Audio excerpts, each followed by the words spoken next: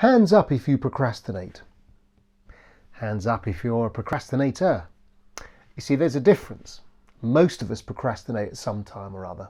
Yeah, we busy ourselves doing relatively unimportant things whilst we avoid the less attractive but vastly more important task.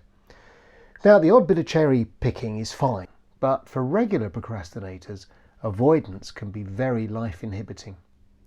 There are many reasons why we procrastinate, but the accepted opinion is that it's not down to laziness.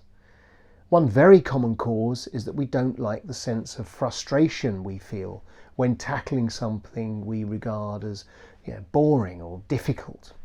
The prospect of dealing with the task deters us, and that's when we avoid that moment of truth. The phrase "just do it" is very apt, but it can be extremely challenging. But of course there are other complex reasons that make us procrastinate. Some of us seem to need that last-minute sprint to complete a task on time. The added pressure seems to make the outcome better. I work at my best when I'm under pressure.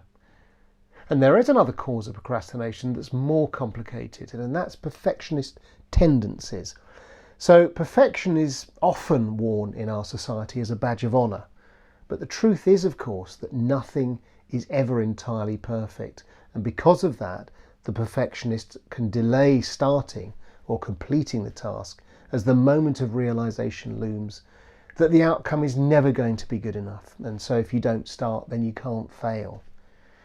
So whatever our particular reason for putting things off, it can make a huge positive difference to understand and confront those reasons of why we procrastinate.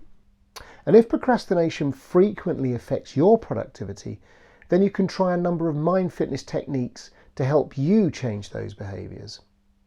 And one simple approach is to start the task and commit to work for a set amount of time, even though your heart just simply isn't in it. And this can be helped by the promise of a small reward at the end. Something as simple as a cup of tea and a biscuit can make the difference.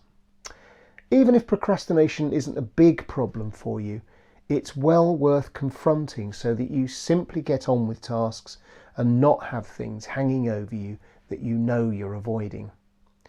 We feel better when we're productive.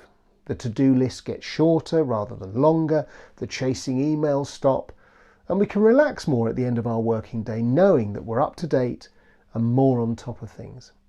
It's a great place to get to.